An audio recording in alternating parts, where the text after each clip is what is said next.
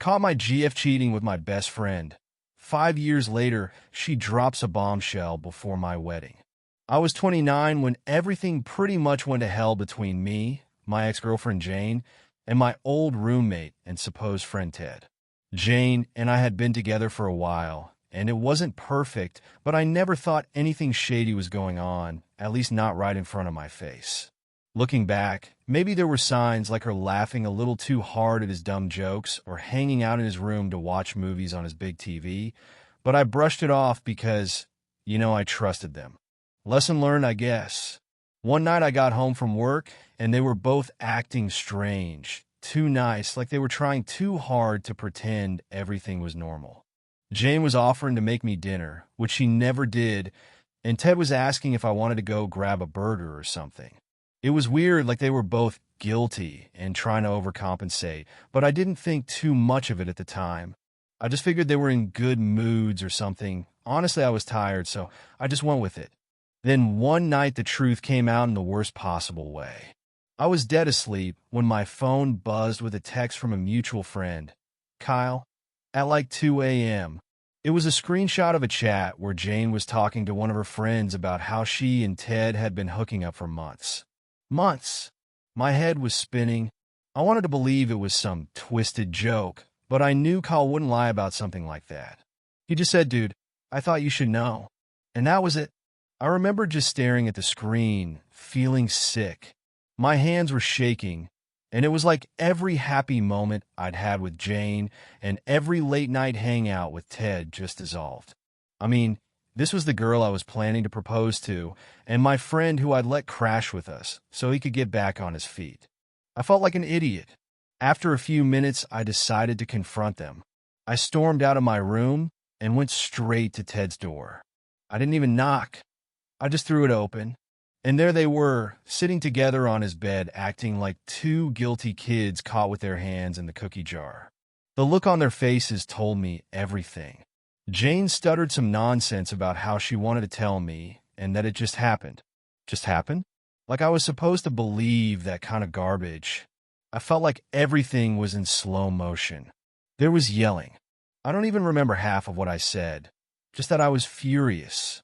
Ted tried to act tough, telling me it wasn't a big deal, because according to him, Jane and I weren't working out anyway. And Jane just sat there, looking like she was about to cry. But honestly, I didn't care. She had months to talk to me if she was that unhappy. Months to end things instead of doing whatever it was they were doing. When things started calming down, well, as much as they could calm down in that situation, I told them both to get out. I didn't care where they went. I just wanted them out of my sight. Ted tried to talk to me, saying he didn't mean for things to get this far, like that somehow made it better. Meanwhile, Jane just kept saying she never wanted it to happen this way. It was all excuses, all things they thought would make me feel better, I guess. But nothing they said could fix it. I ended up crashing on a friend's couch that night, just needing to be anywhere but in that apartment. The next morning, after 0 hours of sleep, I decided it was time to leave for good. I went back to the apartment to grab my stuff, and of course they were both still there. Jane tried to stop me from leaving, going on about how she never wanted to lose me as a friend, which is a joke because friends don't do what she did. I threw whatever I could into bags and boxes, not even bothering to pack things neatly. I just wanted out. Ted stood in the corner, avoiding eye contact like the coward he is. Finally, I was done, and I told them both that I wanted nothing to do with them ever again. Jane looked like she wanted to say something, but I didn't stick around to hear it. I just left and didn't look back. After that, I was done with them, done with the whole scene. I didn't tell our mutual friends what happened because, honestly, I figured they'd find out soon enough. But here's the part that really stung. They didn't care. A few people reached out to say they were sorry for the drama. But when it came down to it, they chose to stay friends with Jane and Ted. I didn't know whether to laugh or be pissed, but it just confirmed what I needed to do. I cut them all off. Every last one. I went back to my home state, changed my number, got rid of all my social media, and basically disappeared from that entire friend group. It felt brutal at first, like I was leaving behind everything I knew, but honestly, I knew I had to do it. I was never going to move on if I kept holding on to those people who didn't have my back. So I let go of all of it, and I never looked back. Not once. It was hard, especially if there were days when I felt like maybe I was being too harsh or letting my anger control me. But every time I'd even think about reaching out, I'd remember that night and how they both looked at me like I was the one out of place. Like I was ruining some love story they cooked up in their heads. I mean, really? I wasn't the one sneaking around and lying to people's faces. Life wasn't perfect right after that. I went through a rough patch trying to rebuild things on my own. But slowly, I found new friends, got my career on track, and started moving up. Bit by bit, I built a life I could be proud of. And eventually, I met Ashley. She's everything Jane wasn't: honest, loyal, and yeah, actually respectful of the people in her life. She knew about my past and was cool with how things were. She respected that I'd left all that behind me and never tried to dig it back up. And with her, I actually started to feel happy again. So here I was, years after the fact, engaged to the most amazing woman I could imagine, and miles away from the drama. I thought I was free and clear, that I'd put all that baggage behind me for good. But as it turns out, I was wrong. Jane and Ted weren't finished with me just yet. All right, so I'm finally in a good place, right? After everything that happened with Jane and Ted, I put that mess behind me, cut off all ties, and moved on with my life. I was happily engaged to Ashley and honestly thought I'd close that chapter for good. But turns out, that wasn't going to be the case. It all started with one simple post. I'm not a huge social media guy, but I figured, hey, why not share some good news? So I posted a picture of me and Ashley with a simple caption about our engagement. Just a quick shot of us looking happy, nothing too flashy. I figured it would get a few likes from family and a handful of friends I still keep in touch with. But that's it. Little did I know, that post was the spark that would drag all that old drama right back into my life. A couple days after I posted, I got a random message notification. I glanced at my phone, and there it was, a message from Jane. I almost dropped my phone. I mean, after years of dead silence, out of nowhere, she decides to pop back up. I didn't even open it. I just stared at her name, and all those old feelings came rushing back. The anger, the betrayal, everything. My gut reaction was just to delete it. But I sat there for a second, trying to figure out why on earth she'd reach out now.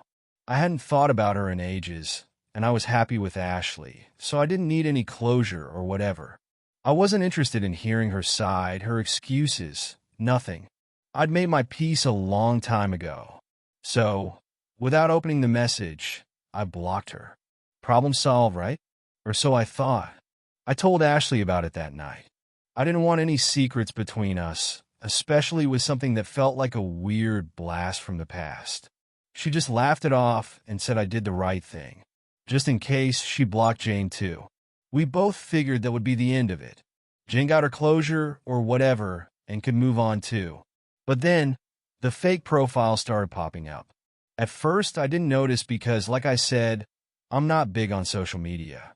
But Ashley was getting weird friend requests from random accounts with 0 posts and some generic profile pic. She's smart though, so she didn't accept any of them. After a few, she started suspecting it might be Jane, and I couldn't help but agree. I mean, who else would be that persistent? It was honestly just annoying more than anything. I hadn't thought about Jane in so long, and now here she was playing games and trying to get my attention like we were still in high school. Eventually, I just decided to delete my social media entirely. No point keeping it around if it was just going to be used as a way for her to poke at me. I figured if I wasn't online, she'd have no choice but to drop it. Before I deleted my account, I sent a quick message from one of her fake profiles that had finally messaged me directly. I told her to leave me alone and that I wanted nothing to do with her. I didn't even give her time to respond. I hit send and blocked her right after. Then I wiped the whole account. Finally done, right? I figured she'd get the hint and move on with her life, but no, not even close. Apparently, When I shut down my accounts, Jane decided to go around me entirely. A couple days later, my sister Mandy called me up out of the blue. Now, Mandy and I are close, but we don't usually talk every day, so I figured she was just calling to chat or ask about the engagement plans. But she sounded serious, and I could tell something was up. I didn't even get a chance to say hello before she just went, "Hey, I need to talk to you about something weird." I'm thinking, great, what now? She starts telling me how Jane had reached out to her, and not just a casual, "Hey, how's it going" message. Jane apparently went straight into some bizarre story claiming I had a son. Yeah, you read that right, a son. At first I laughed. I mean, it was ridiculous. I told Mandy, she's probably just trying to get attention or something. But Mandy wasn't laughing. She said Jane was serious and sounded pretty desperate. Mandy had even tried to brush her off, but Jane was persistent. She'd sent her pictures of this kid, saying how much he looked like me, talking about how she never wanted to keep this a secret, blah, blah, blah. I didn't buy it. The way I saw it, this was just Jane's last-ditch effort to get my attention. I mean, if this was true, she had years to come forward. If this kid was mine, wouldn't she have tried to contact me about child support? Or at least told me when she found out she was pregnant? It made no sense to me, and I told Mandy as much. But Mandy said Jane seemed pretty insistent. I could tell Mandy wasn't sure what to believe either, which only made it weirder. The whole thing messed with my head. I tried to brush it off as another one of Jane's lies, but a part of me was stuck on the what if. Like, what if she was actually telling the truth? The timing seemed way too convenient, and I wasn't exactly in the mood to believe anything that came out of her mouth. But the idea of having a kid out there, it's not something you can just ignore. For the next few days, I couldn't focus. I'd be at work, and my mind would wander back to Jane and this supposed son. Ashley noticed I was acting off, and she kept asking me if I was okay. I didn't want to drag her into the mess. I just said I was dealing with some work stress. But in reality, my mind was all over the place. The thought of a kid, my kid, possibly being out there, it didn't sit right. Finally, I decided I couldn't just ignore it. I wanted to make sure Jane didn't somehow show up at our door next. I had to put an end to this once and for all, one way or another. So I called up a lawyer. I didn't want to deal with her directly, but I figured a lawyer could send a letter, something official, to tell her to back off. I just wanted her out of my life. No more games. No more drama. I was moving forward with Ashley, and I didn't need my past dragging me back. I explained everything to the lawyer, all the messages, the fake profiles, and finally, the "I have a son" message. He listened and nodded, saying he'd take care of it.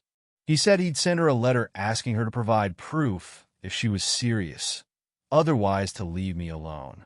It was a relief to hand it off to someone else. I didn't want to deal with Jane myself. And having a lawyer on it made me feel like this was finally going to be handled. With the lawyer involved, I thought this would finally be over. So I got the lawyer involved, and I felt like a weight was finally off my shoulders.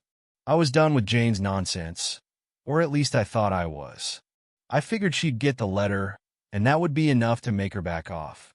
But just a few days later, the lawyer calls me up, saying he needs to see me in person to discuss the situation. I figured he was just going to tell me Jane backed off, so I walked into his office feeling pretty relaxed. He sat me down, didn't say much at first, just handed me an envelope. Inside were pictures, several of them, of a little boy. And I don't know how else to say it, but the kid looked exactly like me. It was eerie, like looking at an old picture of myself when I was younger. Same dark hair, same eyes, even a similar smile. I just sat there staring, feeling a mix of anger and confusion. My lawyer explained that Jane sent him these pictures as proof, along with a note explaining the timeline. According to her, she got pregnant not long after I caught her and Ted together, but she and Ted both assumed the baby was his. She claimed they didn't say anything to me because, they thought Ted was the father and just went on with their lives. It wasn't until later when they tried to have more kids that they found out Ted was sterile. Apparently, that's when the doubts started creeping in for them. I'll be honest, part of me still thought this was some elaborate ploy. I mean, Jane had never exactly been trustworthy, and it just seemed too convenient. But the photos? They were hard to argue with. The kid had features that were just mine. Still, I wasn't going to take her word for it without real proof, so I told my lawyer to get a DNA test arranged. I needed something concrete before I even started to process what was happening. Waiting for those results was brutal. Every day felt like a week, and I could barely focus on anything else. I told Ashley what was going on because I didn't want to keep her in the dark. And she was supportive, but I could tell she was worried. I mean, this wasn't just some random drama. If this kid was mine, it was going to change everything. She stuck by me, though, reassuring me that whatever happened, we'd handle it together. After what felt like forever, the results finally came in. My lawyer called me and said, "It's a match." I didn't know what to feel. Relief? Shock? Anger? Maybe a mix of all of it. Here I was, just finding out I had a son I'd never known about.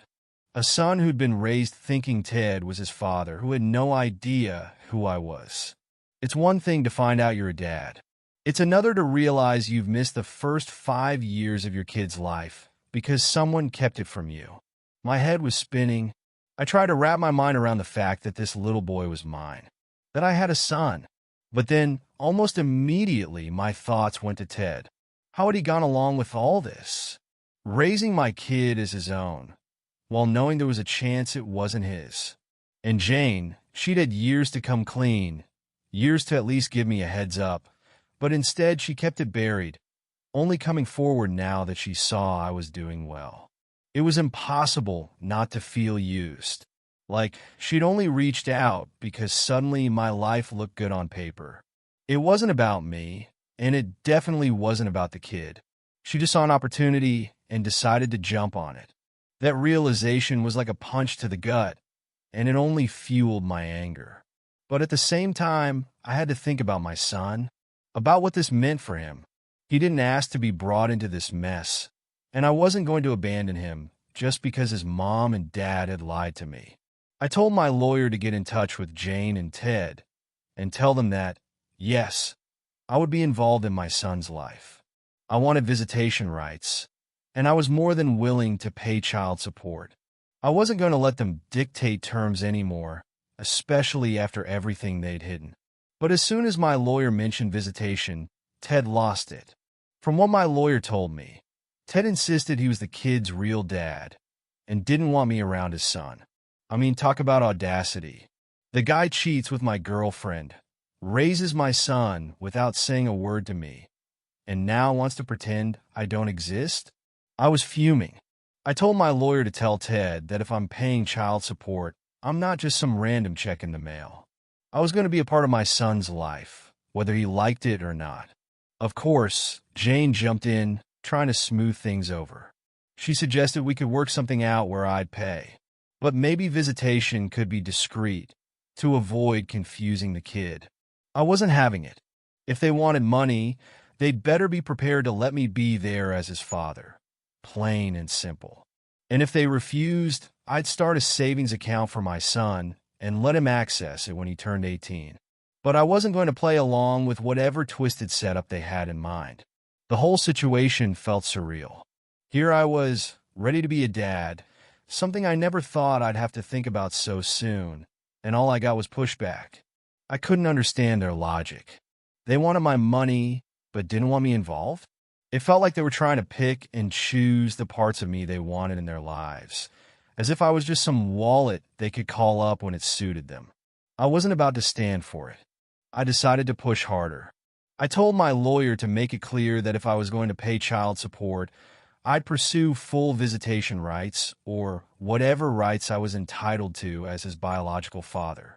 I wasn't going to let them turn me into some background character in my son's life. And if they didn't agree, then they'd get nothing from me financially. I'd rather save up for my son's future than let them control this situation. Jane and Ted threw every guilt trip in the book, calling me selfish and saying I was just trying to ruin their family. It's honestly ridiculous coming from the two people who hid a whole kid from me. Selfish? If anything, they were pretending they were this picture-perfect family while knowing the truth the whole time. So here I am, ready to fight for my son. I don't know how this will play out, but I know one thing. I'm not letting them push me out of his life. They may have kept him from me for 5 years, but I'll be damned if I let them keep him from me any longer. After telling my lawyer I was in for the long haul, we got serious about what I could actually do here. I mean, legally, it's not as straightforward as you'd think.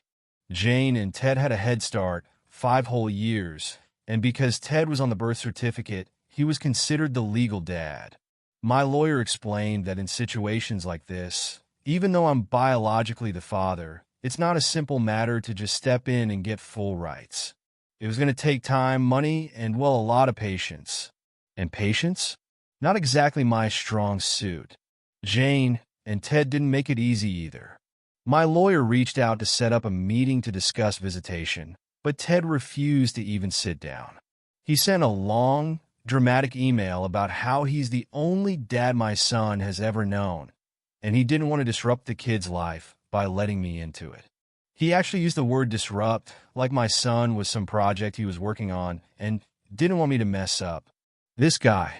Meanwhile, Jane kept trying to negotiate some sort of weird middle ground. She suggested I could visit my son, but only if it was on her terms. She wanted me to agree to see him maybe once every few months, preferably with Ted not around. Apparently, the idea was to keep things low-key, so the kid wouldn't feel confused about who his dad was.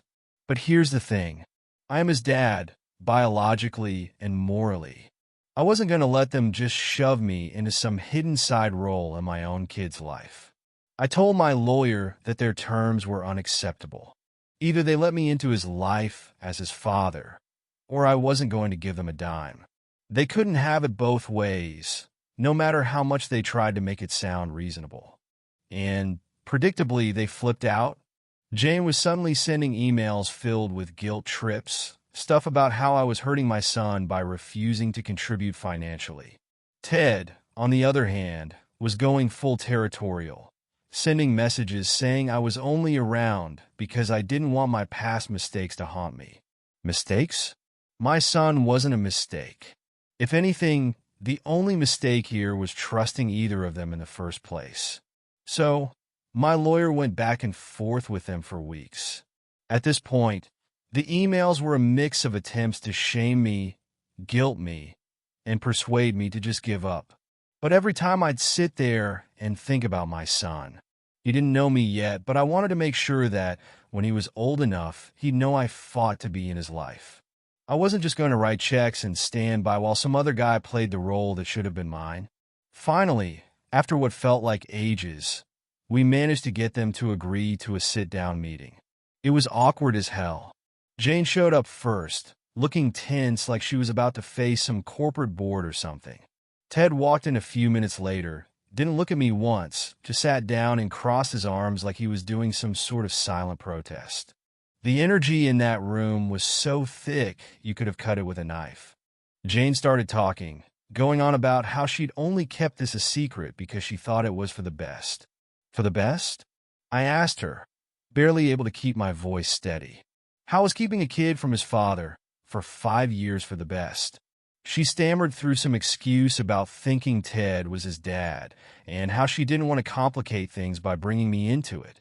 Then Ted chimed in, finally deciding to speak, and he was in full-on defensive mode. I raised him. I taught him to ride his bike. I've been there for every scraped knee, every school project, he said, like I was some intruder trying to steal his kid. The thing is, I get it. He's been there. He's done the dad stuff. But that doesn't change the fact that I'm the biological father, and I deserve the chance to be there too. We argued for hours, back and forth, until it felt like we were just repeating ourselves. They kept circling back to the idea of what's best for him, but what they really meant was what's best for us. They wanted me in the background, out of sight, just a bank account they could tap into whenever they wanted. They kept throwing in lines like, well, we don't want to confuse him, but the kid's 5 years old. He's going to get curious about me eventually.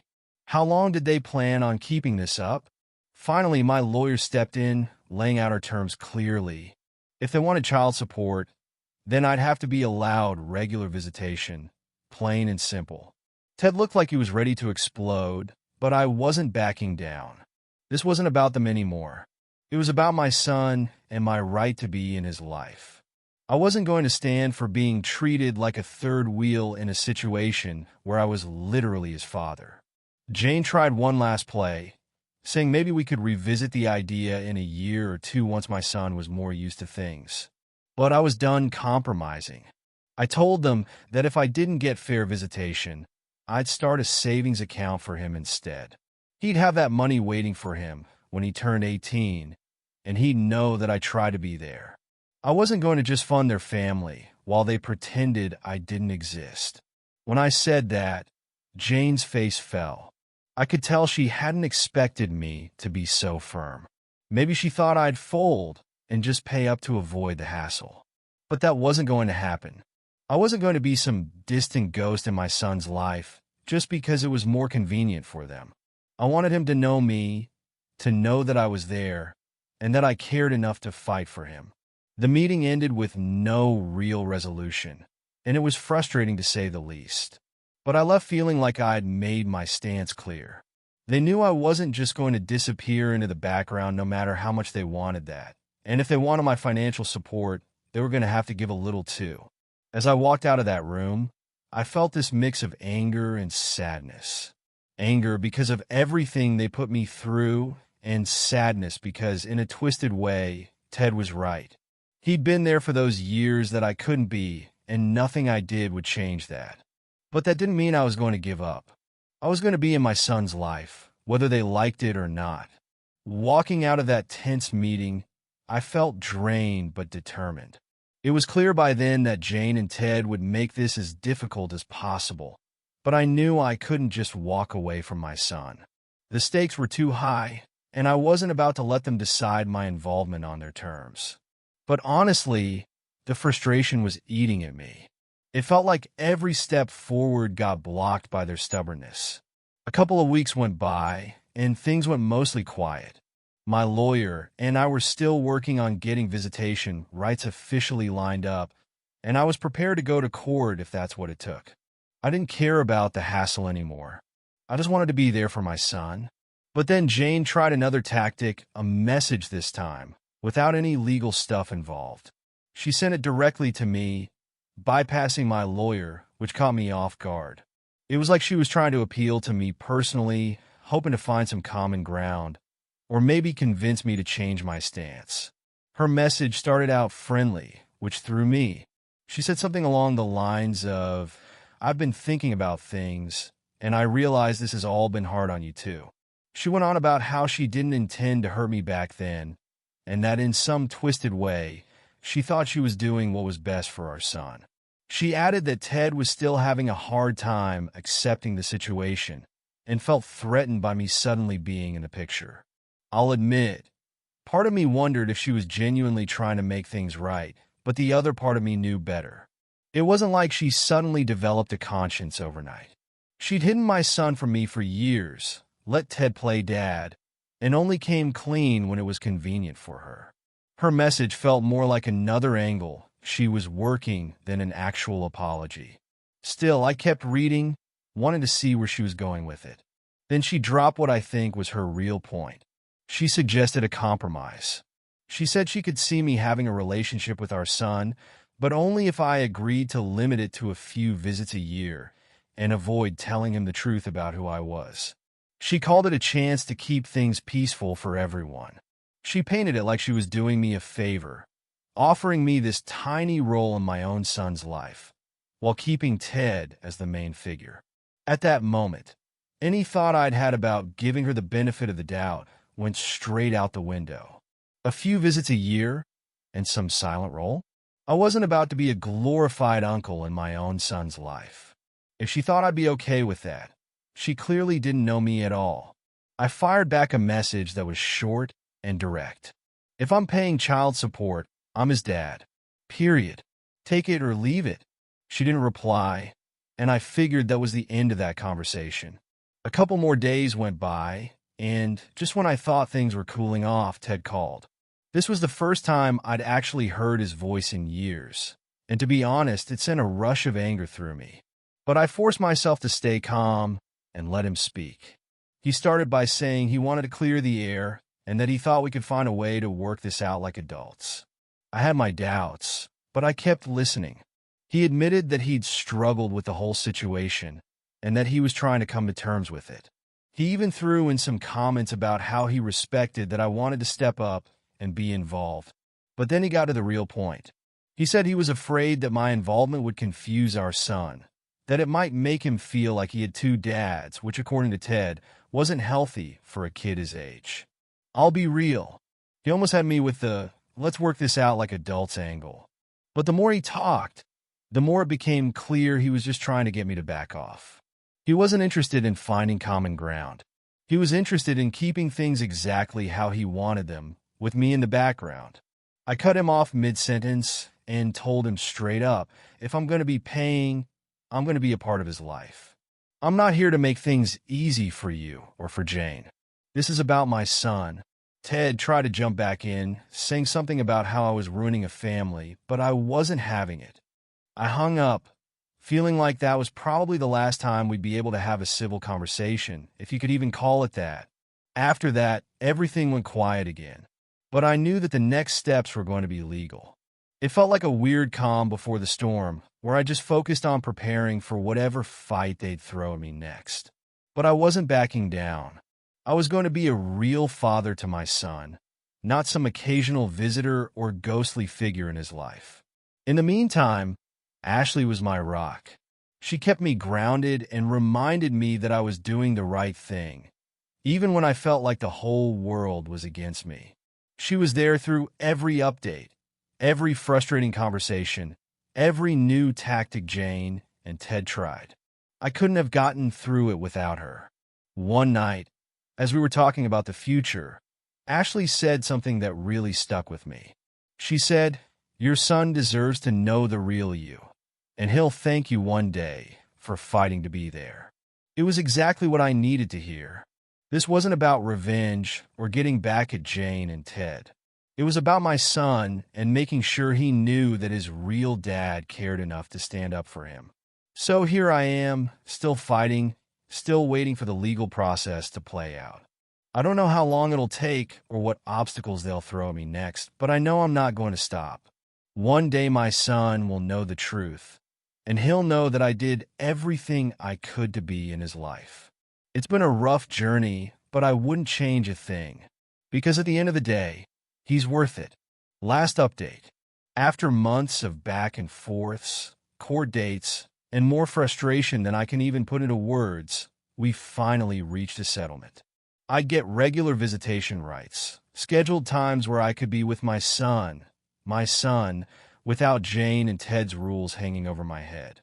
It wasn't the perfect outcome I wanted. I wanted to be his dad in every way, but given the circumstances, it was something. The first visit felt surreal. I remember standing outside the park where we'd agreed to meet, my heart pounding like I was meeting him for the first time. And in a way I was. When he ran over to me, there was this moment where it felt like everything just clicked. I saw myself in him, the same curious look, the same wild energy. I don't think I stopped smiling the entire time.